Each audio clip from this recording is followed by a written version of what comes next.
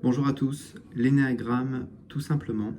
Est-ce que l'énéagramme est un outil de développement personnel? Alors évidemment je ne vais pas répondre oui ou non, c'est à vous de trancher, j'ai envie de dire. On va juste mettre en lumière certains faits, si vous préférez.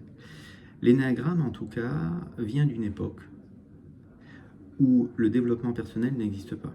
Alors, oui, l'énéagramme trouve ses racines, on ne sait pas vraiment où, dans le sens qu'on ne sait même pas quels sont ces premiers hommes qui ont utilisé cette figure cosmologique, c'est ok. Néanmoins, c'est une époque où le développement personnel n'existe pas. Donc en tout cas, si c'est du développement personnel, ça n'a pas toujours été. Ça, c'est une première chose qu'on peut mettre en avant.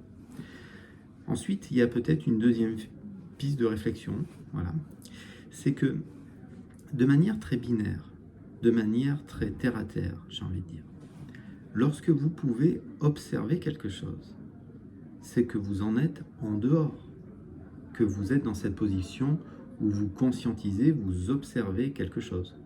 Il faut être à l'extérieur d'une tomate pour pouvoir voir la tomate.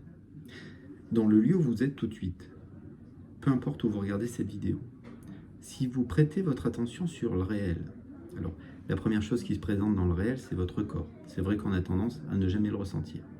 Mais si dans le lieu où vous êtes, il y a par exemple des objets, comme un fauteuil, je ne sais pas, un cadre sur un mur, un téléphone, peut-être même l'écran sur lequel vous regardez cette vidéo, forcément, si vous pouvez le percevoir, c'est que vous êtes en dehors. Il faut être détaché à quelque part, il faut être en dehors de l'objet que vous observez, quel que soit cet objet. Alors, quand on parle d'objets, souvent, on parle d'objets matérialisés dans l'espace. Mais il y a des objets plus subtils, on pourrait dire un objet qu'on peut conscientiser. Par exemple, dans la pièce où vous êtes actuellement, il y a une température. Il fait peut-être chaud, froid, c'est peut-être une température neutre.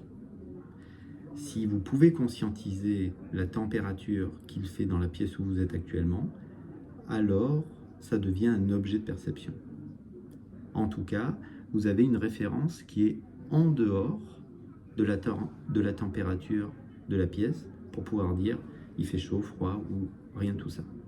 Alors pourquoi je vous parle justement de cette position d'observation? Parce que si vous vous êtes trouvé à travers l'énéagramme, alors ça veut dire que vous êtes en train d'observer un mode de fonctionnement. Un mode de fonctionnement auquel vous êtes peut-être très attaché ou qui se déclenche tout seul. Mais si vous pouvez conscientiser un mode de fonctionnement, ça veut dire que vous êtes en dehors. Que vous conscientisez simplement quelque chose qui se déclenche au quotidien. Je ressens de la colère, de la tristesse, je ressens de la pression, de la peur. J'ai besoin de connaître davantage les choses, j'ai peur de créer du conflit, mais qui perçoit ça?